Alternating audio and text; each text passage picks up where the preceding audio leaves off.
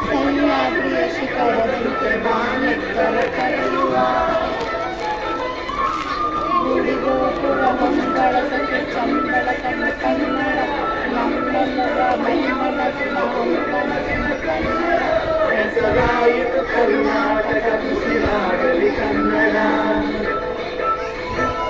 ಹಸಿಯೋಡೆ ಹರಳಿನಂತೆ ಉಸಿರೋಗದ ಕನ್ನಡ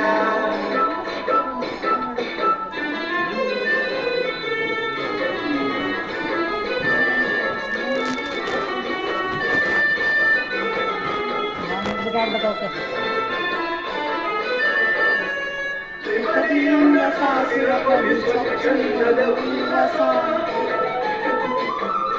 ಭಾವಗೀತದ ಮಾತಾಡ ವೀರ ವಿನಯ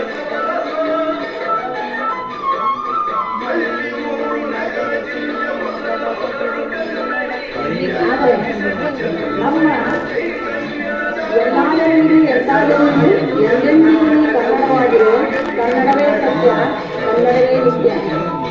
ನಾನು ಹೇಳ್ತಾ ಕನ್ನಡದಲ್ಲಿ ಎಷ್ಟು ಉಸಿರಾಂತ ಕರ್ನಾಟಕ ಉಸಿರಾಡಲು ಕನ್ನಡ ಅಂತೇಳಿ ಬಹಳ ಇಲ್ಲಿ ಹೆಚ್ಚುಕಟ್ಟಾಗಿ ಒಂದು ಕಡೆ ಬಹಳ ಸಂತೋಷ. ಆವಾಗ ಏನಾಗುತ್ತಂದ್ರೆ ಇಲ್ಲಿ ನಮ್ಮ ಕರ್ನಾಟಕದಲ್ಲಿ ಎಲ್ಲ ಜಾತಿಯ ಜನರು ಇದ್ದಾರೆ. ಕನ್ನಡವನ್ನು ಬಹಳ ಅಚ್ಚುಕಟ್ಟಾಗಿ ಮಾತಾಡ್ತಾ ಇದ್ದಾರೆ.